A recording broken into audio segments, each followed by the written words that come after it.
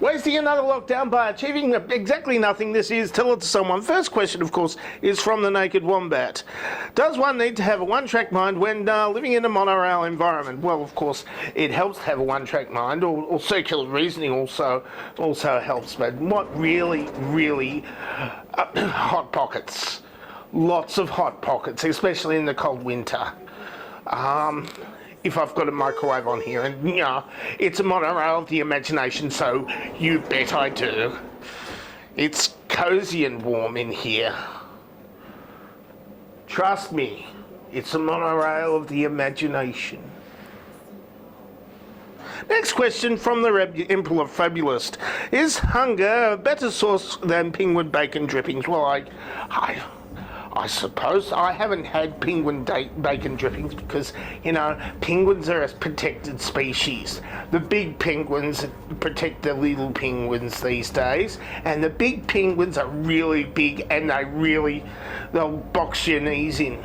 So I wouldn't have penguin bacon drippings because, the penguins will box your knees to death, so it's not advisable.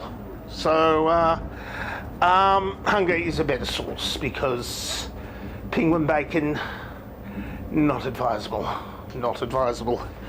Next question from Alex Brown. What speech topics did you have in school? Well, my speech topics were, why didn't you do your homework last night?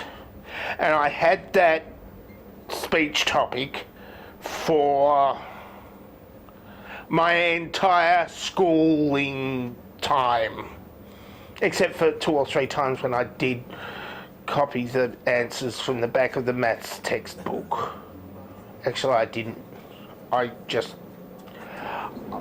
wrote down the answers because I worked it out in my head because I'm smart or something. That's what I did, honest. Next question is from then the Christian brothers gave me the strap if I was in high school at the time. But sometimes I was in primary school. Well, the first big bit I was in primary school. They didn't give me the strap then because the Christian brothers were in the high school, not the primary school. They wouldn't let the Christian brothers in the primary school for some kind of reason. Next question from Hervey Usawas. If you met a hamster, would you give them ham? Well, that would be, you know what's amusing? If you give them little carrots, and what I do is they put one carrot in one cheek and the other carrot in the other cheek, and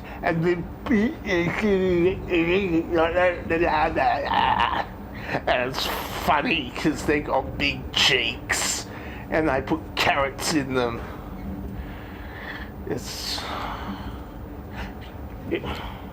If you wanted to see that, you would have clicked on a hamster video, wouldn't you? I think so. I just better go on to the next question. Why do we need to go get the gerbils to forgive us? What do we need to do to get the gerbils to forgive us? I think it's just a matter of don't do the thing that just start by stopping from doing the thing that we were doing with gerbils allegedly. I don't know what we were doing with the gerbils, but I think it might have been a little bit serious because some of the stuff we do to animals kinda iffy, like farming them for their entire lives and then eating them. It's a bit iffy.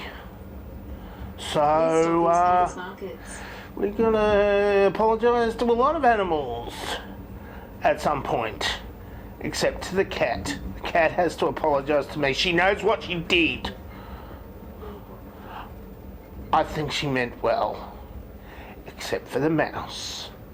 I don't think she meant the mouse well at all. Matt Yabs asks, in episode 523, the size of the bling bling was excessive. Can you spend a moment in the naughty corner to reflect what you did? Are you the bling police? Are you the bling police? Are you trying to start a bling war? Well, I'm going to bling it!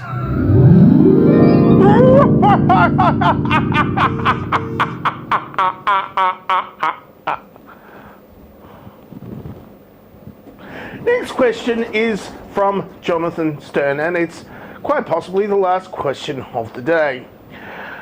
Why do people with dogs and or cats statistically live longer than with those with neither dogs nor cats? Well, the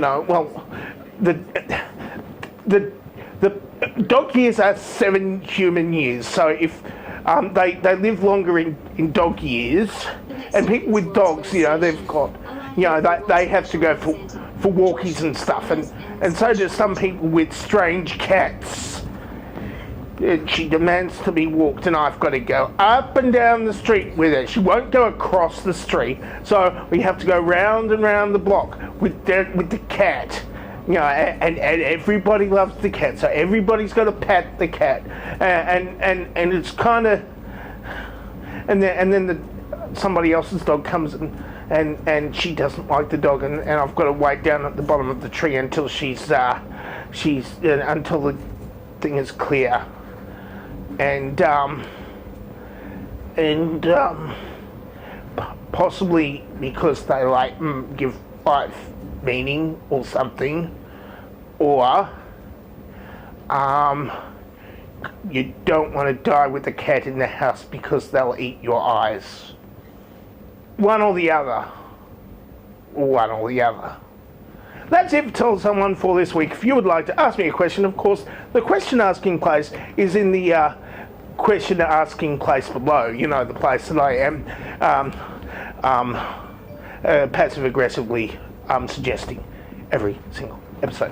Or you can answer this dovetail question, of course, which is up here in front of my face, or you can go and watch more of my videos, or suggest me ideas for other videos that I can do, or maybe teach me to swear in a certain language that isn't the one I'm speaking now.